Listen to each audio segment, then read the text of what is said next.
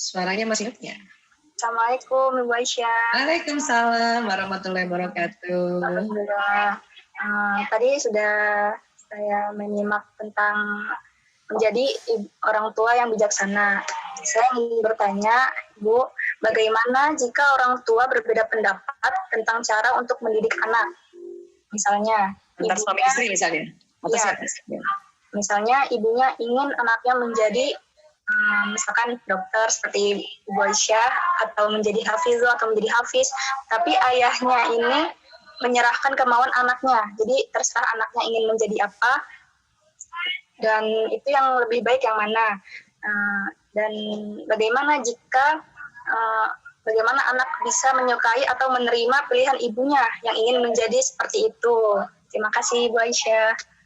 Assalamualaikum warahmatullahi wabarakatuh. Waalaikumsalam. Mbak Risa sudah menikah kah? Kok kayaknya masih muda banget? Belum Ibu. Belum kan? Nah, iya. Usia berapa? Mbak Risa usia berapa? Insya Allah Desember ini 24. Tanggal berapa Desembernya? 31. Ya Allah. Sama kita ya, sama ya. Saya 17 kemarin. 17. Oh, Insya Allah. Ya. Ibu. Masya Allah. Umri. Kenapa Mbak Risa tanya ini? Karena saya mempersiapkan untuk menjadi orang tua yang bijaksana. Ya. Memang kepengen apa? Kalau punya anak kepengen apa? Profesi anak itu? Sebenarnya yang terbaik untuk anak, dan saya tuh inginnya begini Bu, maksudnya ingin anak itu dididik menjadi ahlu taqwa atau menjadi hafiz-hafizah, itu seperti itu Bu harapannya depan. Mbak Risa punya diary nggak? Buku diary? Kayak saya punya buku diary. Atau senang nulis visi misi di dalam gadget. Punya nggak? Punya visi-visi ke depan untuk untuk bertangga mungkin. Ya, kenapa saya tanya begitu? Karena saya melihat Mbak Risa ini kan tipe yang pemikir, yang detil, yang mau ke depan harus ngapain itu. Mbak Risa seperti itu orangnya. Betul gitu kan? Iya benar. Ya, detil, mendalam gitu kan. Nah, Mbak Risa tulis di agendanya Mbak Risa atau di aplikasi note-nya di gadgetnya Mbak Risa, saya kalau nanti punya anak ya yang saya harapkan tulis di 1, 2, 3, 4. Nah, ini karena belum menikah ya. Ini bagus banget kalau belum menikah. Kalau sudah menikah lain lagi tipsnya ya, karena belum menikah dan wataknya Mbak Risa adalah watak yang pemikir dan mendalam. Ini dibicarakan sama calon nanti. Iya. Kalau ada calon, sudah ada calon belum? Calon, insya Allah. Nah, itu dibicarakan, ya harus bicarakan dari awal gitu. Karena Mbak Risa adalah tipe yang ingin membicarakan detail terhadap planning ke depan. Biasanya pasangan kayak watak Mbak Risa ini mah terserah kamu gitu. Biasanya gitu. Gitu nggak pasangannya? Iya Ibu. Benar kan? Ya. Kalau sudah calon suami atau suami ya mengatakan terserah kamu, itu udah lebih enak Mbak Risa. Satu-satu apa ya? Nomor 1 tadi saya berharap anak Ananda hafiz Quran. Itu keren banget, luar biasa, power banget. Dan untuk orang tua sekarang itu harus itu. Ya, nah, sudah setuju kata suami, terserah kamu, terserah nanti kamu jadi ibu. Ya, saya berharap nanti anak saya misalnya ya dari awal misalnya menjadi seorang yang bermanfaat. Nah, menjadi seorang bermanfaat harus lebih detail lagi. Kira-kira apa bermanfaatnya bagaimana? Misalnya kalau dia perempuan ya dia bermanfaat, kalau dia bisa punya sekolah yang cocok, kalau dia menjadi istri nanti, menjadi ibu nanti gimana gitu.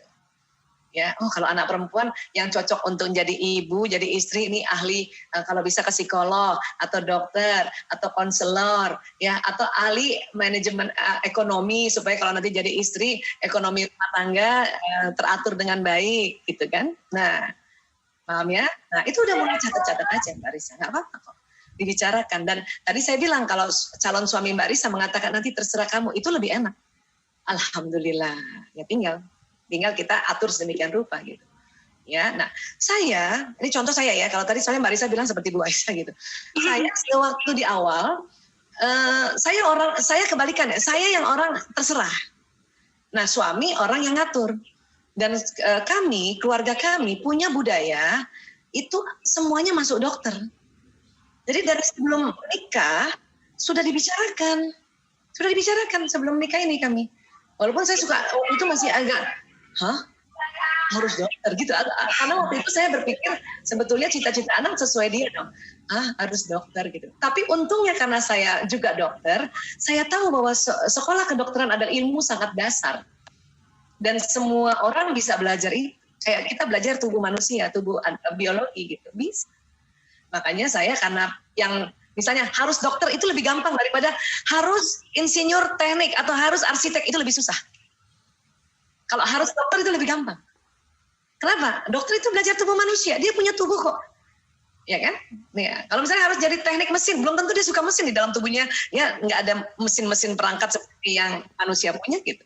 Jadi, karena permintaan keluarga suami itu masuk akal buat saya, maka saya dengan senang hati, dan saya juga harus seorang dokter. Nah, kalau sudah kayak gitu, dari kecil itu diedukasi anak-anak.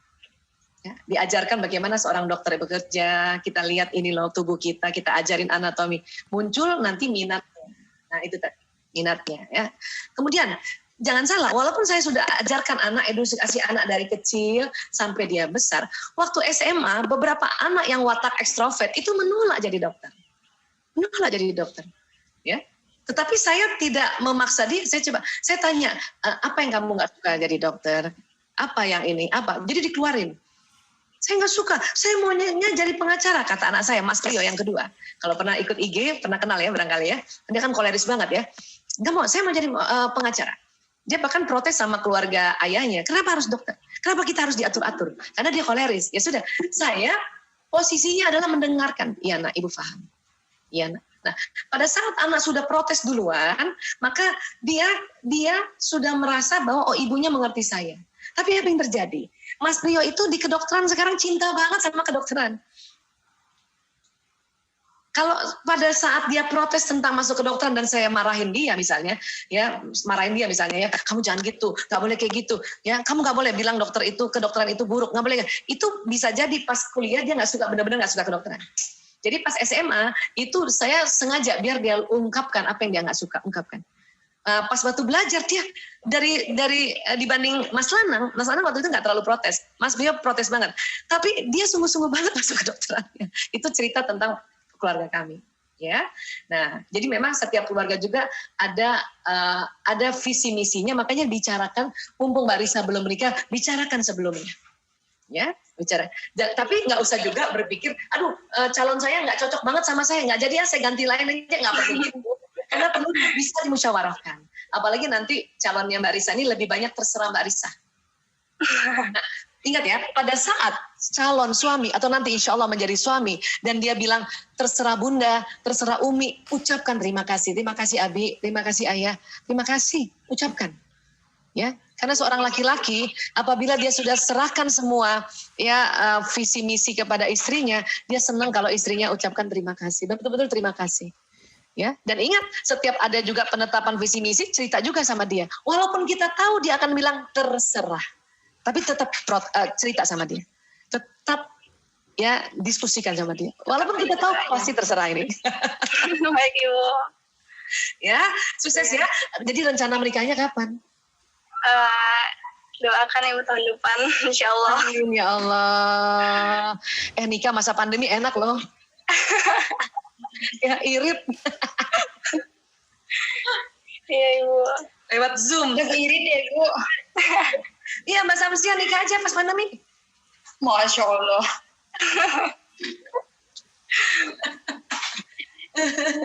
Gimana Ibu, bisa kita lanjut ini? Mangga. Mangga, oke.